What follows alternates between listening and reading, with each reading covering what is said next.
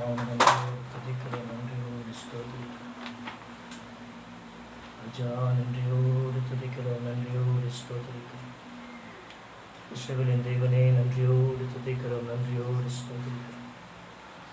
வானத்தையும் பூமியும் படைத்த தேவனே, நன்றியோடு துதிக்கிறோம், நன்றியோடு ஸ்தோத்திரிக்கிறோம். சர்வத்துக்கும் எஜமானனே, நன்றியோடு துதிக்கிறோம், நன்றியோடு ஸ்தோத்திரிக்கிறோம். ஹல்லேலூயா, நன்றியோடு ஸ்தோத்திரிக்கிறோம், நன்றியோடு ஸ்தோத்திரிக்கிறோம், நன்றியோடு ஸ்தோத்திரிக்கிறோம். ஹல்லேலூயா. இயேசுவின் இனி நாமத்தில் உங்களை யாவரும் அன்போடு வரவேற்கிறேன். இந்த நாளில் கூட உங்களை யாவருக்கும் தேவனுடைய கிருபையும் சமாதானம் உண்டாவதாக.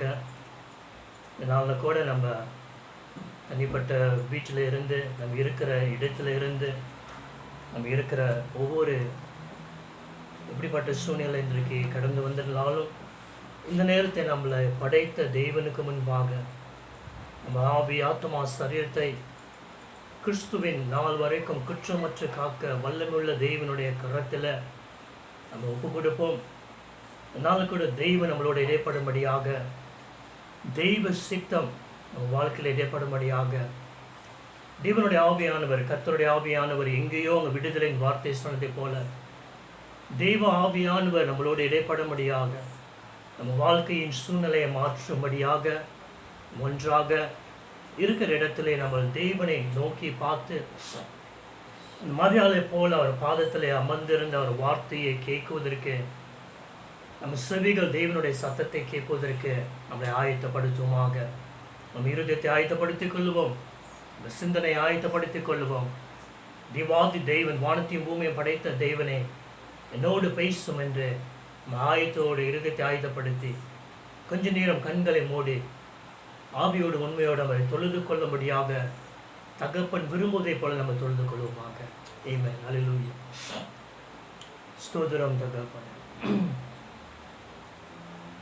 தேவனே என் தெய்வா, உம்மை நோக்கினே,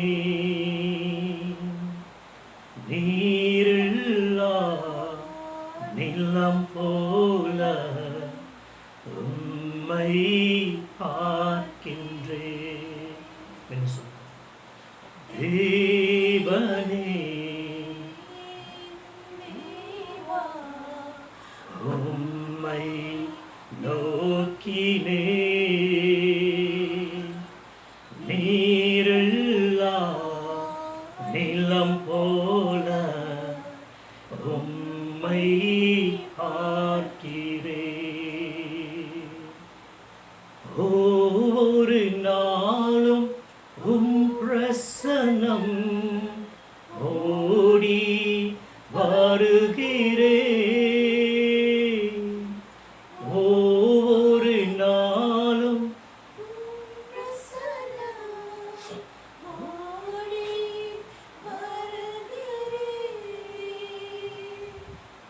சுவையான உணவை உண்பது போல் திருப்தி அடைகிறேன்.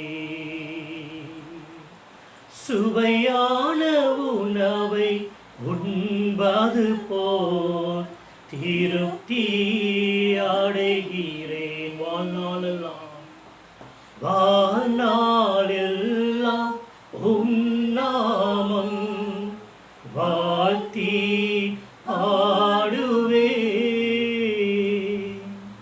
வாழ்நாள் வாழ்த்தி பாடுவே. உம் வல்லமை மகிமை கண்டு உலகை மறக்கின்றேன். உம் வல்லமை மகிமை கண்டு உலகை மறக்கின்றேன். தேவனே என் தேவா, உம்மை நோக்கினே, நீரில்லா நிலம் போல உம்மை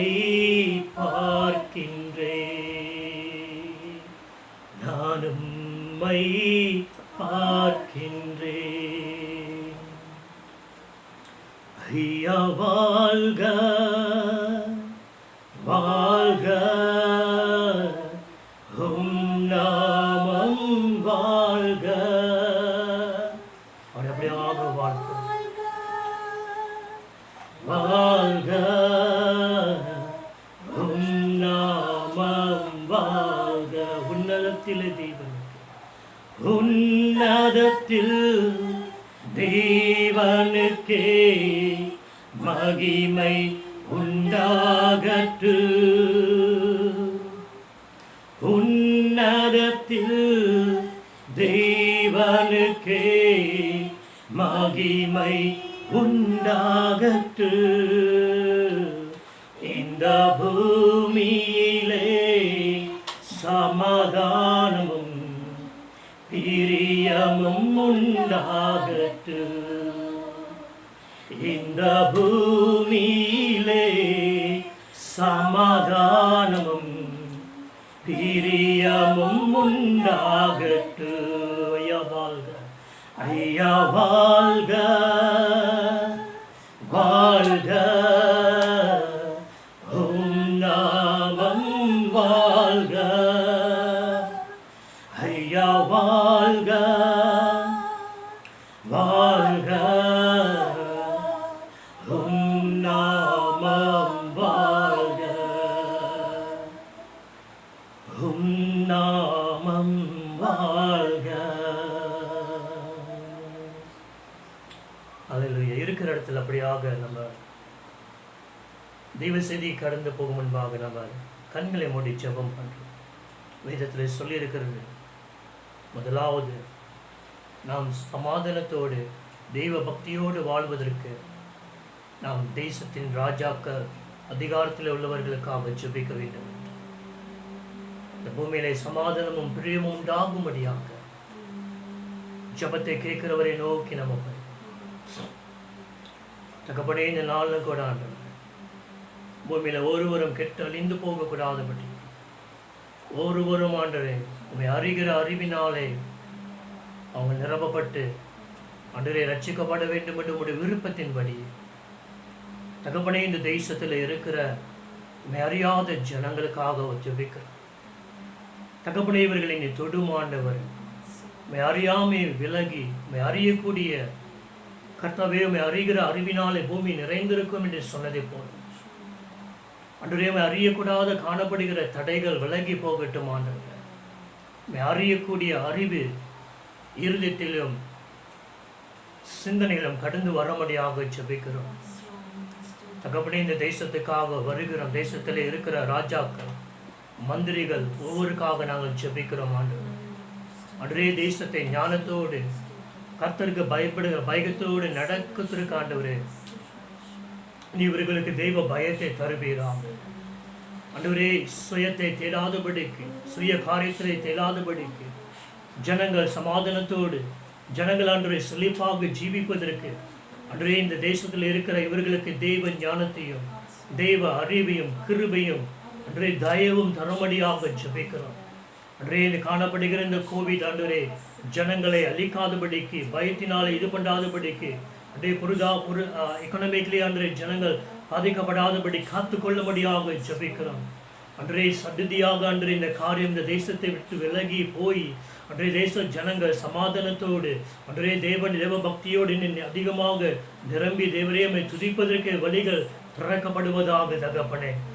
வருகிற ஒவ்வொரு சூழ்நிலை மத்தியிலும் வழிகளை ஆயத்தம் பண்ணுகிற தேவன் அல்லவானே. தேவனே, இந்த நாள் நம்மை நோக்கி பார்க்கிறோம். ஜனங்கள் விடுதலையோடு அன்றைய சுகத்தோடு வாழ்வதற்கு வழிகளை ஆயத்தம் பண்ணும்படியாக, வழிகளை காட்டும்படியாக, வழிகள் உண்டாகும்படியாக ஜெபிக்கிறோம் சுவாமி. சிறு பிள்ளைகளும் அன்றைய வயசானங்களையும் பாதுகாத்துக் கொள்வீராக.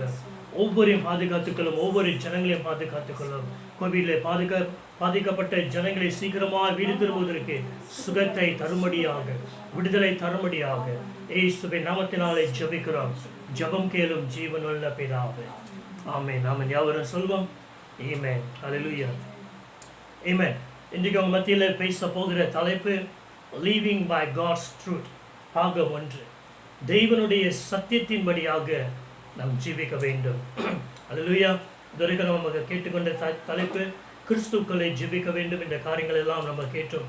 எப்படி ஜீவிக்க வேண்டும் என்று வேதத்திலிருந்து காரியத்தை நம்ம கேட்டோம், கற்றுக்கொண்டோம். அதே போல் இன்றைக்கு சத்தியத்தின்படி, தெய்வனுடைய சத்தியத்தின்படி ஜீவிக்க வேண்டும் என்ற அந்த தலைப்பில் பாதம் ஒன்றாக உங்கள் மத்தியில் பேச விரும்புகிறேன். ஜான் மேக்ஸ்வெல் சொன்னார், நம்ம கற்றுக்கொண்ட காரியங்கள் அதை பயிற்சி செய்யாவிட்டால் அது ஒன்றும் நம்ம கற்றுக்கொள்ளவில்லை. ஆனால் கற்றுக்கொண்ட காரியத்தை நம்ம பயிற்சிக்குள்ளே வைப்பது தான் நம்ம கற்றுக்கொண்டோம் என்ற ஒரு காரியத்தை காட்டுகிறது. 100 காரியத்தை கற்றுக்கொண்டு அதை நம்ம ஆக்ஷனுக்குள்ளே வைக்காட்டினா, பயிற்சிக்குள்ளே வைக்காட்டினா அதை கற்றுக்கொள்ளவில்லை என்று சொல்கிறார். கற்றுக்கொண்ட எந்த காரியமாக இருந்தாலும், ஒரு காரியமாக இருந்தாலும் அதை நம்ம பயிற்சிக்குள்ளே கொண்டு வரும்போது அந்த காரியத்தை தான் கற்றுக்கொண்டோம் என்று அந்த ஜான் மேக்ஸ்வெல் இந்த காரியத்தை தன்னுடைய புஸ்தகத்தில் எழுதினதை நான் வாசித்தேன். அதில் தெய்வ ஜனமே, தெய்வனுடைய சத்தியத்தை நம்ம கற்றுக்கொண்டு அதை செயல்படுத்தும் போது தான் நம்ம கற்றுக்கொண்டோம். இல்லாவிட்டால் கேட்கிறவர்களாகவே நம்ம இருக்கிறோம் என்று வேதம் சொல்கிறது. ஆமென். வாழுகிற வாழ்க்கையின் அஸ்திபாரம் எதில் அடங்கியிருக்கிறது என்றால் சத்தியத்தின் அஸ்திபாரத்தில் அடங்கியிருக்கிறது. நாம் இயேசு கிறிஸ்துவை ஏற்றுக்கொண்டது, இயேசு கிறிஸ்து மூலியமாக பிதாவு கிட்ட வந்தது காரியங்கள், இதெல்லாமே பார்க்கும்போது சத்தியத்தின் அடிப்படையிலே தான் நம்ம வாழ்க்கை ஒரு ஒரு பிராக்டிஸ்குள்ளே நம்ம கொண்டு வருகிறோம். சத்தியத்தை அறிந்த பின்பு இயேசு கிறிஸ்துவே ஆண்டவர் என்று நம்ம விசுவாசித்து அந்த கேட்ட சத்தியத்தின் மேல் விசுவாசம் கொண்டதினாலே நாம் இயேசு கிறிஸ்துவை ஆண்டவராக ஏற்றுக்கொண்டோம். வேதம் சொல்கிறது, நீங்கள் கேட்ட இந்த சுவிசேஷம் அது சத்தியத்தின் செய்தியாக இருக்கிறது. கேட்ட இந்த சத்தியத்தின் செய்தியை நீங்கள் விசுவாசத்தோடு ஏற்றுக்கொண்டதினாலே, அந்த சத்தியத்தை விசுவாசத்தில் ஏற்றுக்கொண்டதினாலே பரிசுத்த ஆவியானவர், சத்திய ஆவியானவர் நமக்காக முத்திரையாக தரப்பட்டிருக்கிறார் என்று வேதத்தின் வார்த்தை நம்மளுக்கு வெளிப்படுத்துகிறது. பாருங்க, நம்ம கேட்ட சத்தியத்தை விசுவாசத்தினாலே நம்ம அந்த சத்தியத்துக்குள்ளே நிலைத்திருக்கிறோம். இன்னைக்கு அதிகமான சத்தியங்கள் சொல்லப்படுகிறது, ஆனால் அந்த சத்தியத்தை விசுவாசிக்கிறார்களா இல்லையா என்று ஒவ்வொரு ஜனங்களின் பொறுத்திருக்கிறது. அந்த ஜனங்கள் எதை விசுவாசிக்கிறார்களோ அந்த காரியமே அவங்க வாழ்க்கையில் ஒரு அஸ்திபாரமாக, அந்த வாழ்க்கையில் அவங்க அது உண்மை என்று ஏற்றுக்கொள்கிறார்கள். ஆனால் எது சத்தியம் என்று நம்ம அறிந்து அதுதான் சத்தியம் என்று அதை புரிந்து கொண்டு அந்த சத்தியத்தை விசுவாசத்தோடு ஏற்றுக்கொள்ளும் பொழுது அந்த சத்தியத்தின் அடிப்படைக்குள்ள நம்ம வாழ்க்கை கட்டப்படுகிறது. அங்கே வாழ்க்கையானது அஸ்திபாரத்தில் கட்டப்பட வேண்டும் என்றால் சத்தியத்தின் அஸ்திபாரத்தில் கட்டப்பட வேண்டும். அதில் சத்தியமானது என்னது, எது சத்தியம் என்று நம்ம வாசிப்போம். யோவான் 17ஆம் அதிகாரம், புக் ஆஃப் ஜான் சாப்டர் 17 வசனம் 17 verse 17. உம்முடைய சத்தியத்தினாலே அவர்களை பரிசுத்தமாக்கும், உம்முடைய வசனமே சத்தியம். தேவஜனமே, எங்க வேதம் சொல்லுகிறது, இயேசு சொல்லுகிறார், உம்முடைய வசனமே சத்தியம். தீத்து 1ஆம் அதிகாரத்திலே பார்க்கும் பொழுது, பொய் சொல்லக்கூடாத தேவன், பொய் சொல்லக்கூடாத தெய்வன், அவர் வார்த்தை வாக்குத்தத்தம் பண்ணியிருக்கிறார் என்று வேதம் சொல்லுகிறது. தெய்வனுடைய வார்த்தையே சத்தியம். பொய் சொல்ல முடியாத தேவன், அவர் பூர்ண சத்தியராக இருக்கிறதுனாலே அவருடைய வார்த்தை சத்தியமாய் காணப்படுகிறது. இன்றைக்கு வானத்தையும் பூமியும் படைத்த ஆண்டவர், நாம் அவரை பார்த்து பிதாவே, அப்பா பிதாவே என்ற உறவிலே ஜீவித்து கொண்டு இருக்கிறோம். அந்த ஐக்கியத்துக்குள்ளே நாம் ஜீவித்து கொண்டு இருக்கிறோம். ஒவ்வொரு நாளும் எழுந்த பின்பு தேவனை நோக்கி பிதாவே என்று நாம் அவரோடு பேசுகிறோம், பழகுகிறோம். இந்த சத்தியம் எப்படி வந்தது? இது எப்படி இந்த சத்தியத்தை நாம் அறிந்து கொண்டோம்? அவர் தகப்பன் என்று இந்த உறவில் எப்படி நம்ம கற்றுக்கொண்டோம் என்றால் தெய்வ வார்த்தை மூலியமாக நாம் கற்றுக்கொண்டோம். இந்த தெய்வ வார்த்தை நம்மளை கற்றுக்கொண்டது இது சத்தியம். இந்த சத்தியத்தின் அடிப்படையில் நாம் ஜெபிக்கிறோம், பிதாவென்று அழைக்கிறோம், பிதாவென்று கூப்பிடுகிறோம். நாம் அவருடைய பிள்ளை என்று இந்த சத்தியத்தை அறிந்திருக்கிறோம். வேதமே, அவர் வார்த்தையே இந்த சத்தியத்தை போதித்துக் கொடுக்கிறது. தேவஜனமே, ஏறக்குறைய 500 ஆண்டுக்கு முன்பாக இந்த புரொட்டஸ்டன்ட் என்ற இந்த வழிபாடு உண்டாகிறதுக்கு காரணமாக இருந்த மார்ட்டின் லூத்தர், இந்த புரொட்டஸ்டன்டோட காரியத்துக்கு காரணமாக இல்லாத முன்பு அவர் ஒரு ப்ரீஸாக வாழ்ந்து வந்தார். அவர் ஒரு காலகட்டம் வரும்பொழுது வேதத்தின் சத்தியத்திலே ரோமர்ல எழுதின சுவிசேஷத்தின் லெட்டர் படியாக விசுவாசத்தினாலே நீதிமான் பிழைப்பான், just shall live by faith. இந்த சத்தியம் அவருக்கு ஜீவனை உண்டு பண்றதுனாலே அகையால தேவன் முன்பாக வரும் பொழுது விசுவாசத்தினாலே ஒருவன் இயேசுவை இரட்சகராக ஏற்றுக்கொண்டு விசுவாசத்தினாலே தேவன் இருக்கிறார் என்று அவர்கிட்ட வருகிறது இந்த சத்தியத்தை அறிந்து கொண்ட பின்பு இதுவரைக்கும் திருச்சபையானது சத்தியம் என்று பின்பற்றி வந்த மனுஷனுடைய பொய்யான காரியத்துக்கு விரோதமாக நிற்குவதற்கு அவங்க முடிவெடுத்தார்கள். இதுவரைக்கும் பின்பற்றின காரியங்கள் இது பொய், வேதம் தான் சத்தியம் என்று அறிந்த பின்பு ஜனங்கள் சத்தியத்தை கை பிடித்து கொண்டார்கள். இந்த பொய்யான காரியத்தை விற்று விலகினார்கள். அதே போல இன்றைக்கு நம்ம சத்தியத்தை பிடித்து கொள்ள வேண்டும். பொய்யான காரியங்கள் வாழ்க்கையில் இருக்கிற பொய்யான கிரியைகளை விட்டு நம்ம விலக வேண்டும். அங்கே சத்தியம் என்னதென்று அறிய வேண்டும் என்றால் வேத வார்த்தையை சத்தியம் என்று சொல்கிறது. இந்த வேத வார்த்தையை நம்ம என்ன செய்ய வேண்டும்? சத்தியத்தை அறிய வேண்டும். யோவான் புஸ்தகத்தின் 8ஆம் அதிகாரத்தை வாசிக்கும் போது இயேசு கிறிஸ்து அங்க சொல்லுகிறார், நீங்கள் சத்தியத்தை அறிவீர்கள், சத்தியம் உங்களை விடுதலையாக்கும். மார்ட்டின் லூத்தர் பின்பு இந்த சத்தியத்தை அறிந்த பின்பு அந்த சத்தியத்தை எடுத்து சொன்ன பின்பு அநேக ஜனங்கள், ஆயிரக்கணக்கான கோடிக்கணக்கான ஜனங்கள் இந்த சத்தியத்தை அறிந்து கொண்டதினாலே அவங்க தனிப்பட்ட வாழ்க்கையிலே நான் தேவனுக்கு முன்பாக விசுவாசத்தோடு போவதற்கு அவங்க இந்த சத்தியத்தை கற்றுக்கொண்டார்கள். ஏனென்றால் இந்த ஒரு மனுஷன் சத்தியத்தை அறிந்ததினாலே அந்த சத்தியத்தை பிடித்து கொண்டு அந்த சத்தியத்தில் உறுதியாக நின்று அந்த கற்றுக்கொண்ட அந்த சத்தியத்திலே அவன் செயல்பட்ட ஆரம்பித்ததினாலே அநேக ஜனங்கள் இன்றைக்கு விடுதலையோடு ஜீவிக்க முடிகிறது. ஏன்னா சத்தியத்தை அறிந்து கொண்டதினாலே. இன்றைக்கு நீங்களும் நானும் சத்தியத்தை அறிந்து கொள்கிறோமா? நம்ம விசுவாசிக்கிற காரியங்கள் உண்மையான சத்தியத்தை நம்ம விசுவாசிக்கிறோமா, இல்லை பொய்யான காரியத்தை நம்ம நம்பி ஜீவிக்குமா என்று நம்ம யோசிக்க வேண்டும், சிந்திக்க வேண்டும், அதை பார்க்க வேண்டும். எப்படி நம்ம அறிந்து கொள்ள முடியும்? வேத வார்த்தையை நம்மளுக்கு வெளிப்படுத்துகிறது. அப்போஸ்தலர் புஸ்தகத்தில் வாசிக்கும் பொழுது அப்போஸ்தலர்கள் அங்கே இருக்கிற ஜனங்கள் மத்தியில் தெய்வ வார்த்தையை சொன்ன பின்பு இந்த பேரியன்ஸ் இந்த பட்ட ஜனங்கள் அவர்கள் என்ன செய்வார்கள் என்றால் அப்போஸ்தலர்கள் சொன்ன வார்த்தை தெய்வ வார்த்தையின்படி அடிப்படையில் இருக்கிறதா என்று ஆராய்ந்து பார்ப்பார்களாம். நாம் கேட்கிற வார்த்தை எதுவா இருந்தாலும் இந்த மார்ட்டின் லூத்தர் அவர்கள் அந்த வேதத்தின்படி ஆராய்ந்து பார்க்காவிட்டால் அவருக்கு முன்பாக இருந்த அதிகாரத்தில் உள்ள ஜனங்களை நம்பி வாழ்ந்திருந்திருப்பார். அந்த சத்தியம் அறியாதபடிக்கு நம்ம இழந்து போனவர்களாக இருப்போம். ஆனால் இந்த மார்ட்டின் லூத்தர் அவர் கேட்ட காரியத்தையும் வேதத்தின்படி வாசித்து பார்க்கும்பொழுது அவர்கள் சொல்லுகிறது பொய்யா இருக்கிறது, தெய்வன் வேற மாதிரி சொல்லுகிறார், இதுதான் சத்தியம் என்று ஏற்றுக்கொண்ட பின்பு அந்த சத்தியம் அவருக்கு ஜீவனை கொடுத்தது. அந்த சத்தியம் அவர் விடுதலை ஆக்கினது. அந்த சத்தியத்தை நமக்கு போதித்து கொடுத்ததினாலே நம்ம விடுதலை பெற்றுக்கொண்டோம். அல்லேலூயா. சத்தியத்தை சரியாக நம்ம அறிந்து கொள்ள வேண்டும். கற்றுக்கொண்ட சத்தியத்தை நாம் பிறருக்காக போதித்து கொடுக்கவும் ஆயத்தப்படுவதற்கு நம்ம ஒப்புக் கொடுக்க வேண்டும். அல்லேலூயா. ஆகையால சத்தியத்தை அறிய வேண்டும், சத்தியத்தின்படி ஜீவிக்க வேண்டும், அந்த கற்றுக்கொண்ட சத்தியத்திலே நிற்க வேண்டும். இது நம்ம வாழ்க்கைக்கு ஒரு முக்கியமான அடிப்படையாக காணப்படுகிறது. அல்லேலூயா. அந்த வேதம் சொல்கிறது தேவனுடைய வார்த்தையே சத்தியமாக காணப்படுகிறது. சத்தியத்தை அறியும் பொழுது அந்த சத்தியங்கள் நம்மளுக்கு விடுதலையாக்குறது. நமக்கு மட்டுமல்ல, நம் குடும்பத்தாருக்கும் விடுதலை கொண்டாடுகிறது. ஆமென். வாழ்கிற இந்த காலத்தில் பார்க்கும் பொழுது நம்ம சுற்றி இருக்கிற இந்த உலகத்தில் நடக்கிற ஒவ்வொரு சூழ்நிலையும் பார்க்கும் பொழுது நம்ம என்ன தெரிந்து கொள்ள முடியும் என்றால் இந்த உலகமானது ஒரு ஈவல் ஏஜ், ஒரு தீமையான ஒரு காலத்துக்குள்ளே, தீமையான ஒரு ஏஜ்குள்ள காலகட்டத்துக்குள்ள உலகம் போய்கொண்டு இருக்கிறது. இது சடிதியாக நடந்த ஒரு காரியமோ, நம்மளுக்கு நம்ம எதிர்பார்க்காத நடக்கிற ஒரு காரியம் அல்ல.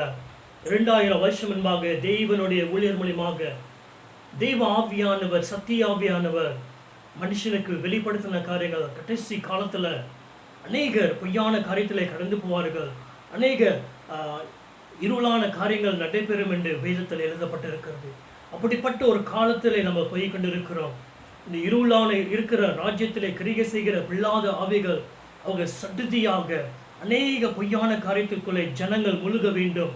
இப்படியாக போய்கொண்டிருக்கிற இந்த காலத்துல மனுஷன் சத்தியத்தை தன்னுடைய அந்நீதி மூலமாக மறைத்து கொண்டு வருகிற இந்த காலத்துல நம்ம ஜீவிக்க வேண்டும் என்றால் நம்ம சத்தியத்தின்படி ஜீவிக்கிறவர்களாக மாற வேண்டும்.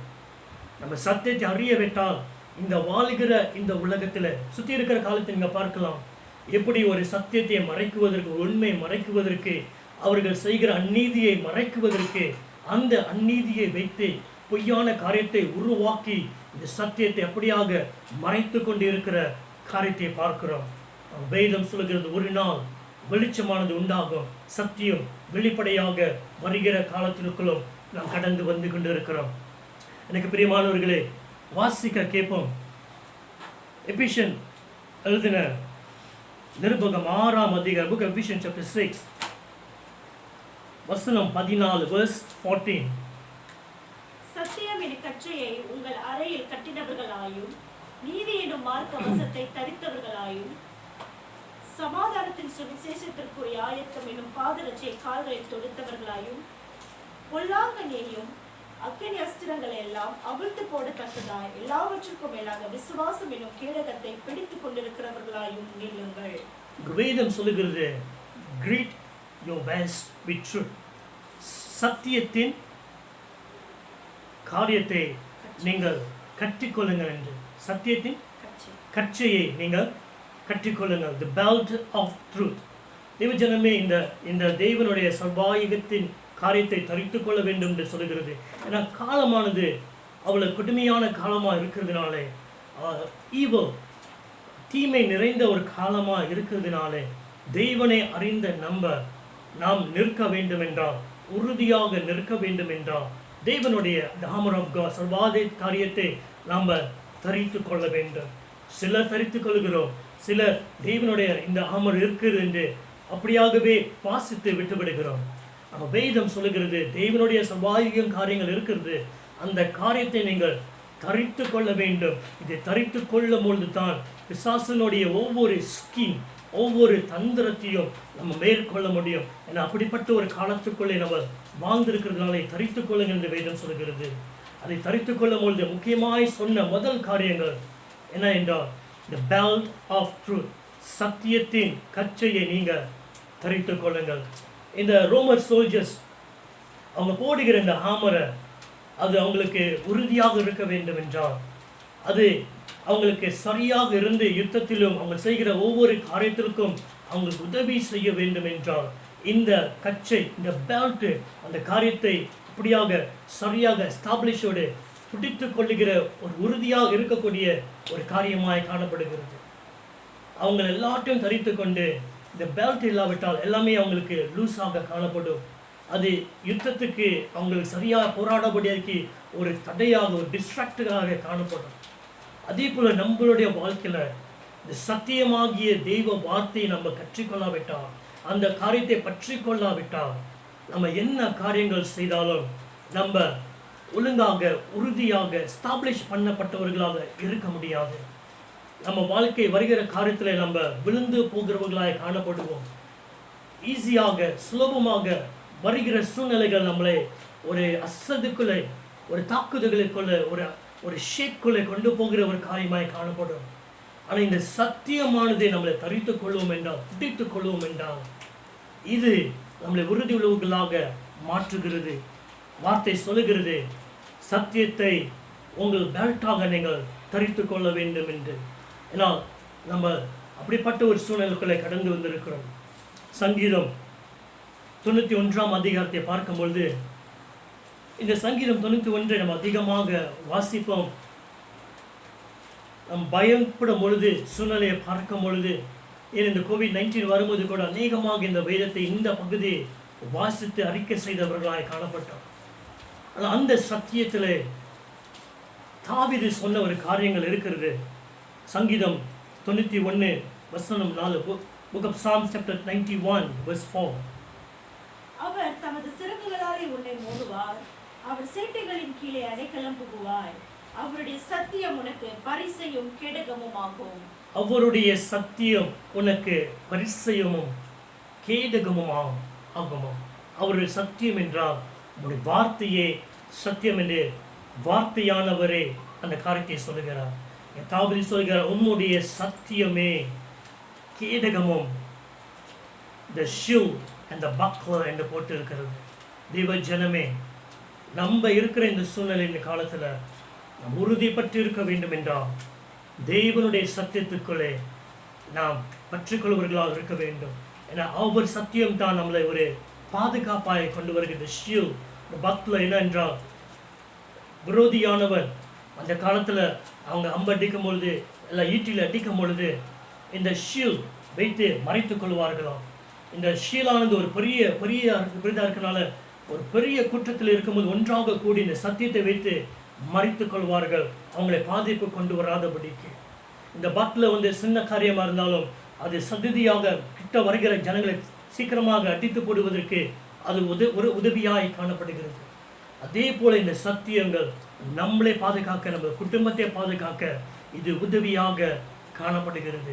அல்லேலூயா, ஆமென். இந்த சத்தியத்தை நம்ம என்ன செய்ய வேண்டும்? பற்றி கொள்ள வேண்டும். அல்லேலூயா. உலகத்தில் பார்க்கும்பொழுது சத்தியமும் காணப்படுகிறது, பொய்யும் காணப்படுகிறது. இந்த இன்றைக்கு பார்க்கிறோம், அநேக ஜனங்கள் ஸ்கேமர்ஸ் காணப்படுகிறாங்க. அநேக படித்தவர்கள் கூட இந்த ஸ்கேமர்ஸ் மூலியமாக வஞ்சிக்கப்பட்டு போகிறார்கள். மில்லியன்ஸ் அவங்க சேர்த்திருந்த அநேக கோடி கணக்கான பணத்தை கூட இழக்குகிற ஒரு சூழ்நிலைகளை காணப்படுகிற படித்தவர்கள், லாயர்ஸ், இன்ஜினியர்ஸ், எப்படி அவங்க ஏதோ ஒரு காரியத்தில் அவங்களே அறியாதபடி இந்த காரியத்தில் இந்த டிஸ்ட்ராக்ஷனுக்குள்ளே விழுந்து போய் அநேக பணத்தை இழந்து போனவர்களாக, அவங்க சம்பாதித்து சேர்த்து வச்ச அந்த பணத்தை கூட இழந்து போனவர்களாகவே காணப்படுகிறார்கள். இப்படிப்பட்ட ஒரு ஸ்கேமர்ஸ், ஒரு வஞ்சிக்கிற ஒரு உலகத்துக்குள்ளே நம்ம வாழ்ந்து கொண்டு இருக்கிறோம். ஜனங்களை வஞ்சிக்கிறார்கள். பொல்லாத ஆவி ஜனங்களை வஞ்சிக்கிறார்கள், மாயத்துக்குள்ளே கொண்டு போகிற ஒரு காலத்திலேயும் செயல்பட்டு கொண்டு இருக்கிறது. நாம் உறுதியாக நிற்க வேண்டும் என்றால் நாம் என்ன செய்ய வேண்டும்? சத்தியத்தை நம்ம பற்றிக்கொள்ள வேண்டும். அது மட்டுமல்ல, ஜனங்கள் உண்மை சொல்கிறார்களா பொய் சொல்கிறார்களா என்று அறிந்து கொள்வதற்கும் தெய்வன் சத்திய ஆவியானவர், பரிசுத்த ஆவியானவர் நமக்குள்ளே இருந்து அந்த காரியத்தை வெளிப்படுத்துகிறவராகவும் இருக்கிறார். அப்போஸ்தலர் புஸ்தகம் 5ஆம் அதிகாரத்தை எடுத்துக்கொண்டால், the book of Acts chapter 5 எடுத்துக்கொண்டு நாங்கள் வாசிப்போம் என்றால், இங்கே அப்போஸ்தலர் காலத்தில் அந்த சபையில் உள்ள ஆதி சபையில் உள்ள ஜனங்கள் அவங்களுக்குள்ள ஒவ்வொரு காரியத்தையும் விற்றார்கள் என்றால், சபையில் அந்த அப்போஸ்தலருடைய பாதத்தில் அந்த சபைக்கு ஜனங்கள் அவங்க தேவைப்படியாக பிரித்து பகிர்ந்து செலவு பண்ணுவதற்கு அந்த பணத்தை வைப்பார்கள். அநேக ஜனங்கள் அப்படி செய்தார்கள். அதே போல அனானியா, அவருடைய மனைவி சப்பிரா என்ற இவர்கள் 2 பேரும் அவங்களுக்கு இருந்த சொத்தை அவங்க விற்றார்கள். அவங்க இருந்த சொத்தை அவங்க விற்று, இந்த சொத்தை விற்ற நோக்கம் என்ன என்றால் சபைக்கு கொண்டு வர வேண்டும் என்று. ஆனால் அவங்க நோக்கம் சரியாக இருந்தது. அவங்க விற்ற பணத்தில் அவங்க முழுசாக எடுத்து வரவில்லை, கொஞ்சமாக எடுத்து வந்து இந்த பேதுரு, அப்போஸ்தலராக இருந்த அந்த பேதுரு இடத்துல கொண்டு வந்து, நான் விற்றது இவ்வளவுதான் என்று அவங்க பாதத்தில் வைக்கிறார்கள். அங்கே பேதுரு அனானியாவத்தை கேட்டு, அனானியா நீ விற்றது இவ்வளவுதானா என்று கேட்கும்போது, அவன் ஆம் இவ்வளவுதான் விற்றேன் என்று அவன் சொல்லி அவங்க சொல்லும் பொழுது, பேதுரு சொன்ன ஒரு காரியங்கள் வாசிப்போம். அப்போஸ்தலர் 5ஆம் அதிகாரம் வசனம் 3-4. பேதுரு அவனை நோக்கி, அனானியாவே, நிலத்தின் கிரயத்தில் ஒரு பங்கை வஞ்சித்து வைத்து பரிசுத்த ஆவியினிடத்தில் பொய் சொல்லும்படி சாத்தான் உன் இருதயத்தை நிரப்பினதென்ன? இங்க பாருங்க, பேதுரு சொன்ன காரியங்கள், பரிசுத்த ஆவியானவருக்கு நீ பொய் சொன்னதற்கு சாத்தான் உன் இருதயத்தை நிரப்புறது என்ன? இன்றைக்கு ஜனங்கள் பொய் சொல்லுகிறார்கள், அநேக ஜனங்கள் ஸ்கேமர்ஸ் செய்கிறார்கள், அநேக ஜனங்கள் ஒருவருக்கு ஒருவர் பொய் சொல்லுகிறார்கள். ஏனென்றால் அவங்களுடைய இருதயத்துக்குள்ளே அசுத்த ஆவி, இந்த பொய் வஞ்சிக்கிற ஆவி, இந்த பொய்யான காரியத்தை அவங்க இருதயத்தில் விதைக்கும்படியாக அவங்க இருதயத்தை தொடர்ந்ததினாலே அவங்க இருதயத்துக்குள்ளே இந்த பொய்யான காரியத்தை வைத்து பிறருக்கு நாம் பொய் சொல்லி சம்பாதிக்க வேண்டும் என்று இந்த நோக்கத்தில் செயல்படுகிறார்கள். அவங்க செயல்படுகிறது என்ன என்றால், மனுஷனாக இருந்தாலும் அது ரூத், அது முக்கியமான உள்ளத்தின் காரியம் என்ன என்றால் இருக்கிற பிள்ளாத ஆவி. இந்த பேதுரு தான் சொல்கிறார், சாத்தான் உன் இருதயத்தை பொய்யால் வஞ்சிக்கிறதுக்கு காரணம் என்ன, ஏன் நீ இடம் கொடுத்தாய்? அதாவது மனுஷன் பின்பாக கிரியை செய்கிறது எல்லாம் என்றால் ஒரு ஆவி கிரியை செய்து கொண்டு இருக்கிறது, தீமையின் காரியத்தை செய்ய, பிள்ளாதன காரியத்தை செய்ய. அகல் இந்த பிசாசின் காரியத்தை மேற்கொள்ள வேண்டும் என்றால் நம்ம ஷீல்ட், அந்த சத்தியமான இந்த ஷீல்ட் இருக்கணும். பிசாசோடு போராட்டம் இருக்கிறது, இந்த பிசாசை கொண்டு கிரியை செய்கிற மனுஷனோடும் நம்ம ஜெயிக்க வேண்டும் என்றால் தெய்வ சத்தியத்திலே நம்ம சரியாக நிற்க வேண்டும். அதுல ஒரு காரியம் என்னென்றால் பரிசுத்த ஆவியானவர் காரியத்தை வெளிப்படுத்துகிறார். தேவ ஜனமே, அநேக காரியத்தை குறித்து பேச விரும்புகிறார். இன்றைக்கு முதல் பார்ட் 1ல சில காரியத்தை உங்களுக்கு பேசி, இன்னும் வருகிற வாரத்தில் இன்னொரு காரியத்தை பேச விரும்புகிறேன். வேதத்தை வாசிக்கும் என்றால் யோவான் 8ஆம் அதிகாரம் வசனம் 44. நீங்கள் உங்கள் பிதாவாகிய பிசாசானவரால் உண்டானவர்கள், உங்கள் பிதாவினுடைய இச்சைகளின்படி செய்ய மனதாயிருக்கிறீர்கள். அவன் ஆதி முதற்கொண்டு மனுஷ கொலைபாதகனாய் இருக்கிறான். சத்தியம் அவனிடத்தில் இல்லாதபடியால் அவன் சத்தியத்திலே நிலை நிற்கவில்லை. அவன் பொய்யன், பொய்யுக்கு பிதாவுமாய் இருக்கிறபடியால் அவன் பொய் பேசும்போது தன் சொந்தத்திலே எடுத்து பேசுகிறான். வேதம் சொல்லுகிறது, சத்துருவானவன், பிசாசானவன் பொய்யன். அவன் பொய் பேசும் பொழுது அவனுக்குள்ளே இருந்து சொந்தத்தில் அந்த பொய்யின் ரிசோர்சஸ், அந்த சப்ளை ரிசோர்சஸ் எல்லாமே அவனுக்குள்ளே இருக்கிறதுனால அந்த பொய்யை எடுத்து அவன் பேசுகிறான். எப்படி பேசுகிறான்? ஒரு மனுஷன் மூலமாக அந்த பொய்யின் காரியத்தை பேசுகிறான். பொய்யின் காரியத்தை பேசும்போது எந்த ஜனங்கள் இந்த பொய்யை உண்மை என்று நம்பி ஏற்றுக்கொள்கிறார்களோ அது அவங்களுக்கு உண்மையாய் மாறுகிறது. அநேக ஜனங்கள் இப்படிப்பட்ட காரியத்தில் இருக்கிறார்கள். இந்த ஒவ்வொரு வஞ்சிக்கிற காரியத்தில் செயல்படுகிற மனுஷன் எடுத்துக்கொண்டால் இவங்கள் இருதயத்துக்குள்ள இந்த பொய்க்கு பிதாவாக இருக்கிற இந்த சத்ருவானவன் அவன் இடத்திலேருந்து ஒரு பொய்யை எடுத்து அந்த இருதயத்தில் வைத்த பின்பு இந்த மனுஷன் கிரியை செய்கிறார்கள். வாழுகிற இந்த பொய்யான உலகத்தின் காரியத்தில் நம்ம சத்தியத்தில் நிலைச்சு நிற்க வேண்டும் என்றால், விசேஷமாக தெய்வனை அறிந்த நீங்களும் நானும் சத்தியத்தில் நிற்க வேண்டும் என்றால் தெய்வ வார்த்தைக்கு நம்ம செவிசாய்க்க வேண்டும், இடம் கொடுக்க வேண்டும். அது மட்டுமல்ல, சத்திய ஆவியானவராக பரிசுத்த ஆவியானவர் நம் இருதயத்தில் தங்கி அந்த சத்தியத்தின் காரியத்தில் வெளிப்படுத்த நம்ம ஒப்பு கொடுக்க வேண்டும். தொடர்ந்து வாசிப்போம். யோவான் 16ஆம் அதிகாரம் 13ஆவது வசனம். Book of John chapter 16 verse 13. சத்திய ஆவியாகிய அவர் வரும்போது சகல சத்தியத்திற்குள்ளும் உங்களை நடத்துவார். அவர் தம்முடைய சுயமாய் பேசாமல் தாம் கேள்விப்பட்டவைகள் யாவையும் சொல்லி வரப்போகிற காரியங்களை உங்களுக்கு அறிவிப்பார். ஆமென். சத்திய ஆவியானவர் அவர் சகல சத்தியத்திலையும் உங்களை நடத்துவார், சகல சத்தியத்தையும் உங்களுக்கு போதித்து கொடுப்பார் என்று வேதம் நம்மளுக்கு கற்றுக் கொடுக்கிறது. யோவான் 14:17 வாசிக்கும் போது அப்படித்தான் சொல்லுகிறது. அவர் சகல சத்தியத்திலும் வெளிப்படுத்துகிறாராம், ஒவ்வொரு சத்தியத்திலும் வெளிப்படுத்துகிறாராம். தேவ ஜனமே, எப்படி இந்த பேதுருவுக்கு இது பொய் இது உண்மை என்று அறிந்து கொண்டது பரிசுத்த ஆவியானவர் அவருக்குள்ளே இருந்ததினாலே. 1 யோவான் அந்த புஸ்தகத்தை வாசிக்கும் பொழுது உங்களுக்குள்ள இருந்த அபிஷேகமே உங்களுக்கு எல்லா காரியத்தையும் கற்றுக் கொடுக்கும். அபிஷேகமானது என்ன என்றால் பரிசுத்த ஆவியானவரை குறித்து சொல்லுகிறது. ஆக சகல காரியத்தையும் சத்தியத்தின் காரியத்தை கற்றுக் கொடுக்கிறது பரிசுத்த ஆவியானவர். நம்ம நிலைத்து இருக்க வேண்டும் என்றால், இந்த சத்தியத்தின் ஃபவுண்டேஷனுக்குள்ளே நிலைத்து இருக்க வேண்டும் என்றால் நாம் என்ன செய்ய வேண்டும்? சத்திய ஆவியானவர் நம் இருதயத்திற்குள்ளே சத்தியத்தை போதிக்கும்படியாக, சத்தியத்தை கற்றுக் கொடுக்கும்படியாக நம் இருதயத்தை அவருக்கு முன்பாக தொடர்ந்து இருக்க வேண்டும். வேதம் சொல்கிறது, பரிசுத்த ஆவியானவர் பேசுவார் என்றால் உங்கள் இருதயத்தை கடினப்படுத்தாதீர்கள். பரிசுத்த ஆவியானவர் எதை பேச போகிறார்? பொய்யான காரியத்தை பேசுவாரா? இல்லை, இயேசு கிறிஸ்துவின் உள்ள காரியத்தை தான் பரிசுத்த ஆவியானவர் பேசுவார். அங்கே இயேசு கிறிஸ்து எப்படிப்பட்டவர் என்று நம்ம பார்க்க போகிறோம் சில நேரத்தில். தொடர்ந்து வாசிப்போம். இந்த உலகத்தில் எப்படிப்பட்ட ஆவி இருக்குது என்றால் 1 யோவான் 4ஆம் அதிகாரம் 6வது வசனத்தை வாசிக்கும் பொழுது, the spirit of truth and spirit of error. 1 யோவான் 4ஆம் அதிகாரம் 6வது வசனம். நாங்கள் தேவனால் உண்டானவர்கள், தேவனை அறிந்தவன் எங்களுக்கு செவி கொடுக்கிறான். தேவனால் உண்டாயிராதவன் எங்களுக்கு செவி கொடுக்கிறதில்லை. இதனாலே சத்திய ஆவி இன்னதென்றும் வஞ்சக ஆவி இன்னதென்றும் அறிந்திருக்கிறோம். தெய்வ வார்த்தைக்கு செவி சாய்க்கிற மனுஷன் சத்திய ஆவிக்கு செவி சாய்க்கிறான். தெய்வ வார்த்தைக்கு செவி சாய்க்காத மனுஷன் வஞ்சிக்கிற ஆவிக்கு செவி சாய்க்கிறான். தெய்வ வார்த்தையே சத்தியம். அந்த தெய்வ வார்த்தைக்கு செவி சாய்க்க மாட்டேன் என்று சொல்லுகிற மனுஷன் வஞ்சிக்கிற ஆவிக்கு செவி சாய்த்து அதுதான் சத்தியம் என்று நம்பி ஜீவித்து வருகிறார்கள்.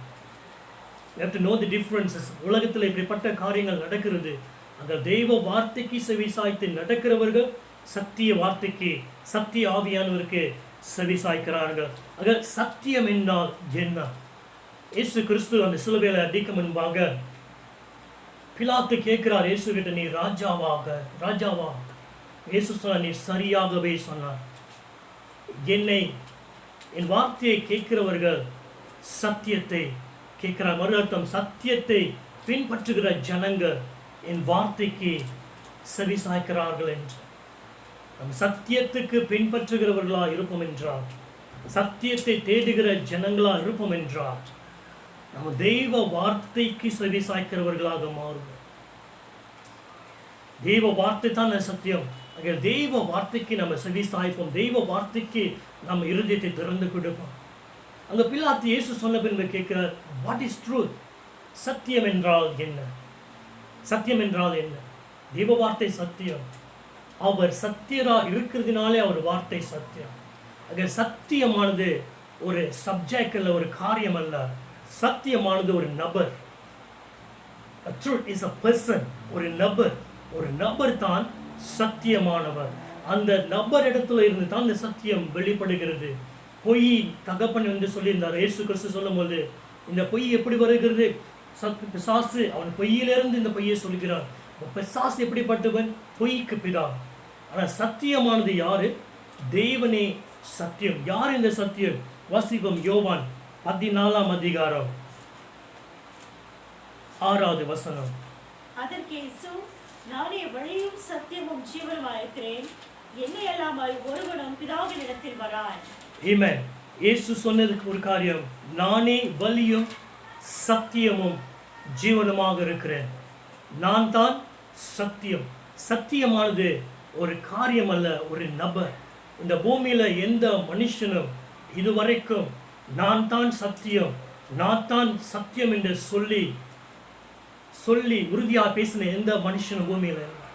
ஆனால் பூமிக்கு மனுஷனாக வந்த தெய்வனுடைய வார்த்தை மாம்சமாய் பூமிக்கு வந்து மனுஷனை போல வளர்ந்து பூமியில மனுஷனாக ஜீவித்த தெய்வன் மட்டுமே சொன்ன வார்த்தை, நானே சத்தியம். ஒரு நபர் மட்டும்தான் இந்த பூமியில இதுவரைக்கும் சொன்னது, நானே சத்தியம் என்று. ஆகையால் சத்தியம் என்றால் ஒரு மனிதன், ஒரு நபர். இந்த நபர் யார் என்றால் சாதாரண மனுஷன் அல்ல, தெய்வனே இந்த சத்தியமாய் காணப்படுகிறார். இந்த தெய்வன் எப்படிப்பட்டவர் என்றால், வார்த்தையாக இருந்த இந்த தேவனே மாம்சமாய் பூமிக்கு வந்து மனுஷனாகவும் இந்த பூமியில ஜீவித்து, தெய்வனே மனுஷ ரூபத்திலே பூமியில இருந்தவர் தான் சத்தியமானவர். அவர் பேர் என்னென்றால் இயேசு கிறிஸ்து. அவர் தெய்வன், அவர் ஆண்டவர். ஆனால் மனுஷனை ரட்சிக்க வேண்டும். இந்த பொய்யான இருளின் காரியத்திலிருந்து, இந்த பொய்க்கு தகப்பனாக இருக்கிற இந்த பொய்யின் பிசாசின் காரியத்திலிருந்து மனுஷனை ஜீவனுக்குள்ளே கொண்டு வர வேண்டும் என்று உறுதியாக பூமிக்கு வந்த ஒரே நபர் இயேசு கிறிஸ்து. அவரே ஆண்டவராய் காணப்படுகிறார். அல்லேலூயா, அல்லேலூயா. இந்த இயேசு கிறிஸ்துக்குள்ளே இருந்து வேதம் சொல்கிறது என்ன என்றால், இயேசு கிறிஸ்து பூமிக்கு மாம்சமாய் வந்த பின்பு இவரே தேவனுடைய முழு கிருபையும் முழு சத்தியமாய் காணப்பட்டாராம். தேவனுடைய கிருபை எங்க பார்க்க போகிறோம்? வானத்தையும் பூமியும் படைத்த தேவன் கிருபை உள்ளவர், அன்பு உள்ளவர் என்றால் எந்த நபர்களை பார்க்க முடியும் என்றால், தேவனே பூமிக்கு குமாரனாக வந்த இந்த இயேசு இடத்துல தான் பார்க்க முடிகிறது. அவர் இடத்துல முழு கிருபையும் முழு சத்தியமும் அடங்கியிருந்தது.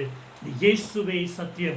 இந்த இயேசு இடத்திலிருந்து தான் பரிசுத்த ஆவியானவர் புறப்பட்டு வந்து பிதாவிடத்திலிருந்து வந்து இயேசு சொன்னார், நான் சொன்ன காரியத்தை என்னிடத்திலிருந்து எடுத்துதான் உங்களிடத்துல சொல்லுவார். ஆனால் இயேசுக்குள்ள என்ன இருந்ததுதான் எல்லாமே சத்தியமாய் இருந்ததினாலே அவரிடத்துல இருந்து அந்த சத்திய ஆவியானவர் சத்தியத்தை நம்மளுக்கு போதித்து கொடுக்கிறார். தேவ ஜனமே, வேதம் சொல்லுகிறது, பரிசுத்த ஆவியானவர் சொல்லுகிறதை காதுள்ளவன் கேட்க கடவான் என்று. பரிசுத்த ஆவியானவர் இயேசு இடத்திலிருந்து அந்த சத்தியம் என்ற அந்த நபர் இடத்திலிருந்து சத்திய காரியத்தை நம்மளுக்கு வெளிப்படுத்துகிறார். அவர் சொல்லுவதற்கு நம்ம காது கேட்க வேண்டும். இன்றைக்கு பரிசுத்த ஆவியானவருக்கு கேட்கக்கூடிய செவிகள் கொண்டிருக்கிறோமா? இல்லை அவர் சத்தத்தை கேட்க மாட்டேன் என்று வேற சத்தத்தை தான் கேட்பேன் என்று செவிகள் கொண்டிருக்குமா? இயேசு சொன்னார், என் ஆடுகள் என் சத்தத்துக்கு செவி சாய்க்கும்.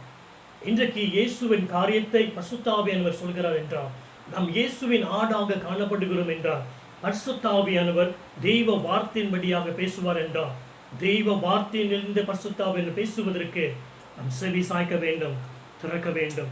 நீங்கள் அப்படி செய்வீர்களா? சுருக்கமாக சொல்லி பிடிக்க விரும்புகிறேன். இன்றைக்கு முதல் பக்கமாக இந்த காரியத்தை பேசுகிறேன். பரிசுத்த ஆவியானவர் சத்திய ஆவியானவர் எப்படி நமக்கு சத்தியத்தை வெளிப்படுத்துகிறார்? தேவஜனமே, நம்ம ஆவி ஆத்மா சரீரம் என்ற நபராய் காணப்படுகிறோம். நம் வெளியே தோட்டத்தில் மாம்சமாய் காணப்படுகிறோம். இந்த பூமியிலே கிரிகை செய்வதற்கு, பிசிக்கல் என்வாயரன்மெண்ட்ல கிரிகை செய்வதற்கு மாம்சம் தேவைப்படுகிறது.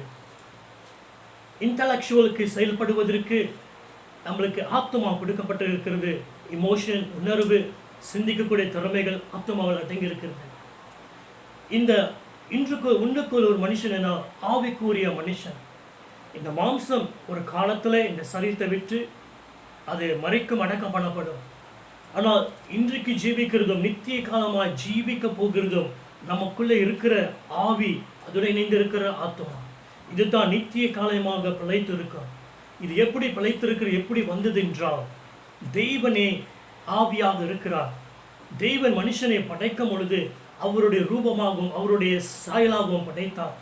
தெய்வன் ஆவியாக இருக்கிறார். தெய்வன் பூமியில மனுஷனை படைக்கும் பொழுது அவருடைய செயலாக அவருடைய ரூபமாக படைத்தார் என்றால் நம் ஆவியாக படைத்து நம் உள்ளத்தில் வைத்திருக்கிறார். இந்த பூமியில செயல்படுவதற்கு மாம்சமாய் வைத்திருக்கிறார். இந்த ஆவியோடு தான் பரிசுத்த ஆவியானவர் இணைந்து செயல்படுகிறார். ஆவி நம்மளுக்குள்ளே இருக்கிறது, பார்க்க முடியவில்லை. ஆனால் இந்த சரீரம் மறித்து போகும் என்றால் சரீரத்தில் இந்த ஆவி வெளியாகி போகிறது. அதே போல பரிசுத்த ஆவியானவரும் நம்ம பார்க்க முடியவில்லை. ஆனால் வேதம் சொல்கிறது, சத்தியவானவர் சத்தியமாய் சொல்கிறார். அந்த ஆவியானவர் என்ன செய்வார் என்றால் வாசிப்போம். யோவான் 14:17.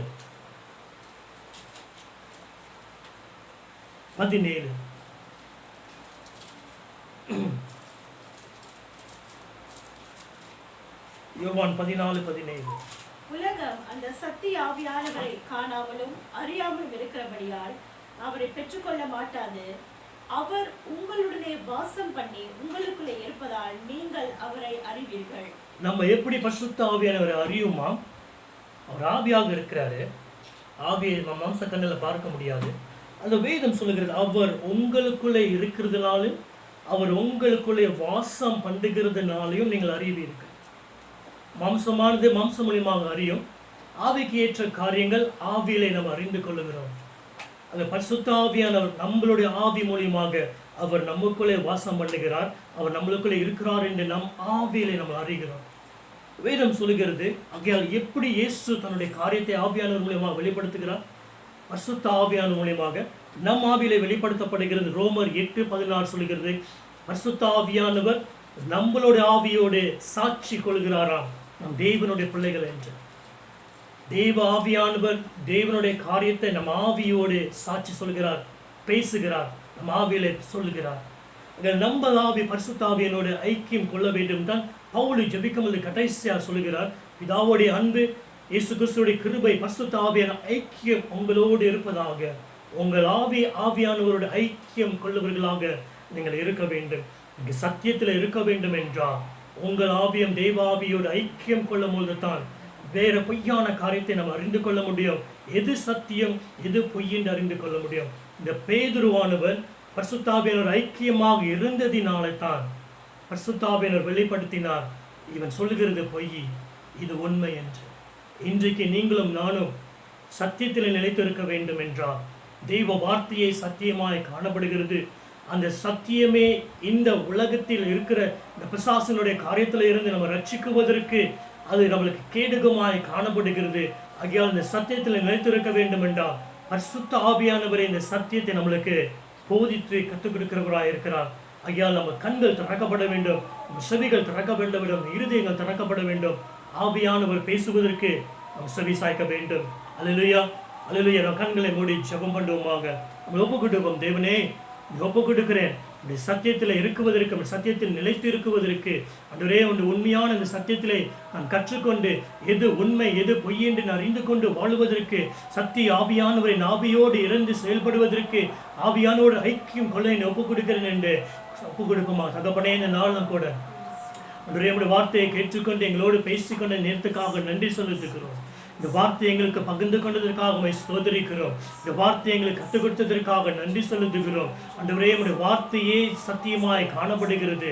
அந்த சத்தியத்தில் ஆண்டவரே எங்கள் கண்கள் திறக்கப்படட்டும். நாங்கள் சத்தியத்தை அறிந்து இந்த சத்தியத்திலே நாங்கள் கற்றுக்கொண்டு சத்தியத்தில் நின்று ஆண்டவரே இந்த மாற்றி லூற்றை போல அந்த சத்தியத்தில் உறுதியாக நின்று எங்கள் வாழ்க்கை, குடும்ப வாழ்க்கை ஜீவிப்பதற்கு எங்களை ஒப்புக்கொண்டுகிறோம்.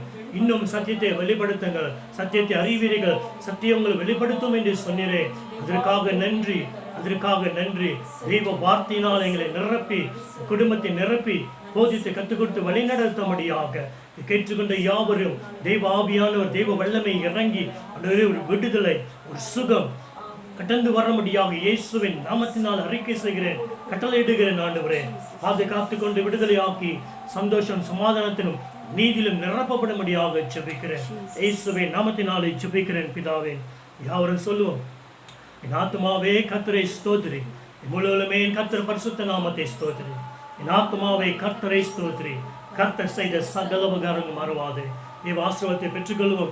கர்த்தர் உங்களை ஆசீர்வதித்து உங்களை காக்க கடவார். கர்த்தர் தம்முடைய முகத்தை உங்கள் மேலே பிரகாசிக்க பண்ணி உங்கள் மேல் கிருபையாக இருக்க கடவாராக. கர்த்தர் தம்முடைய முகத்தை உங்கள் மேலே பிரசன்னமாய் மாக்கி உங்களுக்கு சமாதானத்தை கட்டளையிடுவாராக.